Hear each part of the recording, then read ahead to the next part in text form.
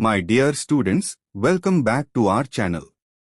Students, in this video I am explaining Telangana Intermediate First Year. Subject Zoology. Part B. Short questions, 4 marks. Let's start quick revision. First important question is 1. Draw a neat labeled diagram of the mouthparts of cockroach. The mouthparts of a cockroach are adapted for biting and chewing food. Here's a simple explanation of the parts. 1. Labrum, it is the upper lip that covers the mouth and helps in holding food. 2. Mandibles, these are strong, jaw-like structures that help the cockroach bite and chew food. 3. Maxillae, these help in handling food and bring it towards the mandibles. They also help in tasting the food. 4. Labium, it is the lower lip, which helps in holding food and assists in feeding. 5. Hypopharynx, this is like a tongue.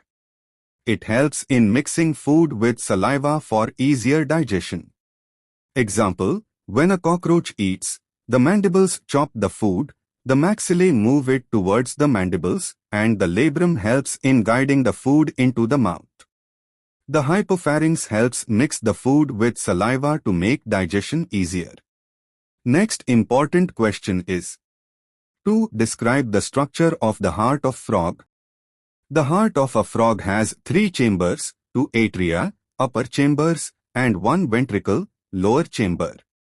Here's how each part works. 1. Right atrium, it receives deoxygenated blood from the body. This blood is low in oxygen and high in carbon dioxide. 2. Left atrium, it receives oxygenated blood from the lungs. This blood is rich in oxygen. 3. Ventricle, the ventricle is a single chamber that pumps blood. It receives blood from both atria. The ventricle mixes oxygenated and deoxygenated blood and pumps it to the lungs and the rest of the body. Example, when the frog's heart beats, the right atrium receives blood from the body and the left atrium gets oxygen-rich blood from the lungs. The ventricle then pumps both types of blood to the lungs and body. This 3-chambered heart allows the frog to efficiently circulate blood, although not as efficiently as a 4-chambered heart in mammals. Next important question is 3. What are the adverse effects of tobacco? Tobacco use has many harmful effects on health. Here are some of the major adverse effects. 1. Cancer. Smoking tobacco is a leading cause of cancer, especially lung cancer. It can also cause cancers in the mouth, throat, and bladder. 2. Respiratory problems. Smoking damages the lungs, leading to conditions like chronic bronchitis and emphysema. It can cause breathing difficulties and a persistent cough. 3. Heart disease. Tobacco use raises the risk of heart disease by damaging blood vessels, increasing blood pressure, and causing blood clots, which can lead to heart attacks or strokes. 4. Addiction. Nicotine, a substance in tobacco, is highly addictive. This makes quitting smoking difficult for many people. 5. Harm to others. Second-hand smoke is also dangerous, causing health problems for people who breathe it in, like children and non-smokers. Example, a smoker may develop lung cancer or heart disease due to long-term tobacco use. Next important question is 4. Explain Rivet-Popper hypothesis.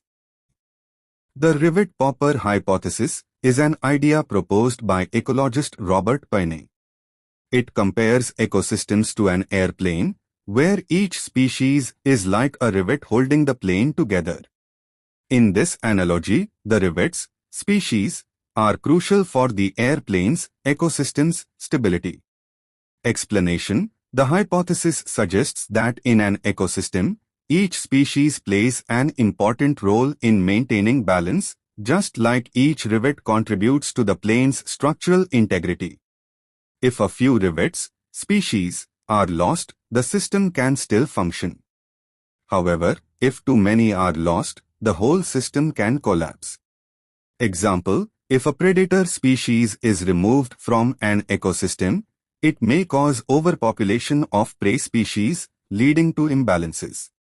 Losing too many species can harm the ecosystem, just like removing too many rivets from an airplane can cause it to fall apart. This hypothesis emphasizes the importance of biodiversity in maintaining ecosystem health. Next important question is: 5. Prevention is better than cure. Justify with regard to TDA abuse. Prevention is better than cure means it's better to stop a problem before it starts, rather than trying to fix it after it happens.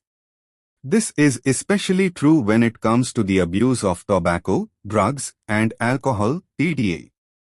Example, if someone starts using tobacco or alcohol, they may develop serious health problems like lung cancer, liver disease, or heart disease. Treating these diseases can be expensive, difficult, and sometimes too late. However, preventing the use of tobacco, drugs, and alcohol in the first place can avoid these health issues entirely. Prevention can be done through education, raising awareness, and providing support to avoid these harmful substances.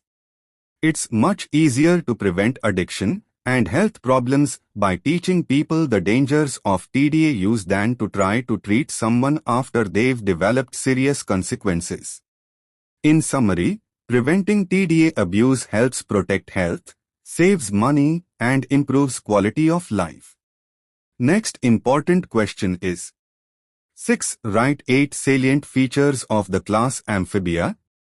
Here are 8 key features of the class Amphibia. 1. Cold-blooded. Amphibians cannot regulate their body temperature. Their body temperature depends on the surrounding environment. Example, frogs are cold-blooded, meaning their body temperature changes with the weather. 2. Dual life. Amphibians live part of their life in water and part on land. Example, frogs start as tadpoles in water and later become adult frogs on land. 3. Moist skin. Their skin is soft and moist, which helps them absorb oxygen and stay hydrated. Example, salamanders breathe through their skin. 4. Lungs and skin for breathing. Amphibians have lungs but can also absorb oxygen through their skin. Example, frogs can breathe both through their lungs and skin. 5. Eggs without shells. Amphibians lay eggs that do not have a hard shell, usually in water. Example, frogs lay their eggs in ponds. 6. Metamorphosis. They undergo a transformation from larvae to adults. Example, a tadpole changes into a frog. 7. Three-chambered heart. Amphibians have a heart with 3 chambers, 2 atria and 1 ventricle. 8. Carnivorous diet. Most amphibians are carnivorous and eat insects or small animals. Example, frogs eat flies and other small insects. Next important question is: 7. Describe the process of transverse binary fission in Paramecium. Transverse binary fission is a type of asexual reproduction in Paramecium, a single-celled organism. In this process, the Paramecium divides into 2 identical daughter cells. Steps of transverse binary fission. 1. Preparation. The Paramecium first grows and prepares for division. Its nucleus divides by a process called mitosis. 2. Nuclear division. The macronucleus, main nucleus, splits into 2 parts. The micronucleus, small nucleus, also divides, ensuring that each daughter cell will have both types of nuclei. 3. Cytoplasm division. The cell's cytoplasm, the jelly-like substance inside, also starts to divide. The cell elongates and the 2 parts begin to separate. 4. Formation of 2 daughter cells. The cell finally divides into 2 equal parts, each with a complete set of organelles, including a new macronucleus and micronucleus. Example, a paramecium divides into two identical organisms, each capable of carrying out all life functions on its own. This method helps Paramecium reproduce quickly and in large numbers. Next important question is 8. Write short notes on the parasitic adaptations. Parasitic adaptations are special features that help parasites live off their hosts and survive. Here are some examples. 1. Attachment structures. Parasites have specialized parts to attach to their hosts. For example, hookworms use hooks to cling to the intestines of their host. 2. Specialized feeding mechanisms. Many parasites feed on their host's nutrients. Plasmodium, the malaria parasite, lives in red blood cells and takes nutrients directly from the host's blood. 3. Reproductive adaptations. Parasites often produce many offspring to ensure survival.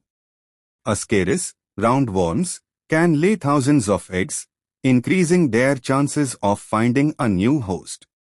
4. Immune system evasion. Parasites can hide from the host's immune system.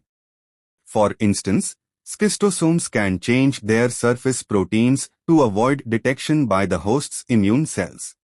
5. No need for digestive system. Some parasites, like tapeworms, don't have a digestive system because they absorb nutrients directly from the host's body. These adaptations help parasites survive and reproduce inside their hosts. Next important question is 9. Describe greenhouse effect. The greenhouse effect is a natural process that warms the Earth's surface. It happens when certain gases in the Earth's atmosphere, known as greenhouse gases, trap heat from the sun. Here's how it works. 1. Sunlight enters the Earth's atmosphere and heats the surface of the Earth. 2. The Earth then releases some of this heat as infrared radiation, heat energy. 3. Greenhouse gases like carbon dioxide, coke, methane, CH, and water vapor trap some of this heat and prevent it from escaping back into space. This keeps the Earth warmer. Example, it's like the way a greenhouse works. Just as glass traps heat inside a greenhouse to keep plants warm, greenhouse gases trap heat in the atmosphere, keeping the Earth warm enough to support life. While the greenhouse effect is natural, human activities, like burning fossil fuels, are increasing these gases, leading to more heat being trapped and contributing to global warming. Next important question is 10. Compare and contrast cartilaginous and bony fishes. Cartilaginous fish and bony fish are two types of fish that have different body structures. Here's how they compare. Cartilaginous fish, example, sharks, rays. Skeleton made of cartilage, which is lighter and more flexible than bone. Scales have tough, leathery scales called placoid scales. Gills expose gills to the outside, no gill covers. Buoyancy, use a large oily liver to stay afloat. Examples, sharks, rays, skates. Bony fish, example, salmon, goldfish. Skeleton made of hard bone, which is stronger and more rigid. Scales have smooth, overlapping scales. Gills are covered by an operculum, a bony plate. Buoyancy, use a swim bladder, an air-filled sac, to regulate buoyancy. Examples, salmon, goldfish, trout. Key differences, cartilaginous fish have cartilage skeletons, while bony fish have bones. Bony fish also have gill covers and swim bladders, unlike cartilaginous fish. Next important question is 11. Describe the structure of cardiac muscle. Cardiac muscle is the type of muscle found in the heart. It has unique features that help the heart pump blood efficiently. 1. Striated fibers. Cardiac muscle fibers appear striped, striated, under a microscope, similar to skeletal muscle, due to the arrangement of muscle proteins. 2. Branched cells. The muscle cells are branched, forming a network that helps the heart contract as a whole. 3. Intercalated discs. These are specialized connections between the muscle cells that allow electrical signals to pass quickly from one cell to another, ensuring the heart contracts in a coordinated way. 4. Single nucleus. Each cardiac muscle cell usually has one central nucleus, unlike skeletal muscle cells, which have many nuclei. 5. Involuntary control. Cardiac muscle works automatically without conscious control. It is controlled by the heart's pacemaker and the nervous system. Example: the heart's rhythmic contractions, which pump blood throughout the body, are made possible by the structure of cardiac muscle. Next important question is: 12. Give an account of pseudopodia. Pseudopodia, meaning false feet, are temporary, finger-like extensions of the cell membrane used by certain organisms to move and capture food. They are most commonly found in amoeba and other single-celled organisms. Key features of pseudopodia. 1. Movement. Pseudopodia help the organism move by extending and pulling the rest of the cell towards them. The cytoplasm flows into the pseudopodia, allowing the cell to move in the direction of the extension. 2. Feeding. Pseudopodia help in phagocytosis, where the cell surrounds and engulfs food particles, such as bacteria or small organisms, and forms a food vacuole for digestion. 3. Shape. They are flexible and can change shape according to the needs of the organism. Example: in amoeba, pseudopodia extend to surround and digest food, such as small algae or bacteria, by engulfing them. In summary, pseudopodia are crucial for movement and feeding in many protozoa. I hope you understand easily each question. All the best, students, for your upcoming exam. For other subject quick revision. Important questions. Previous question papers. And syllabus. Links are available in description. Check out once. Thank you for watching. Like and share this video with your friends.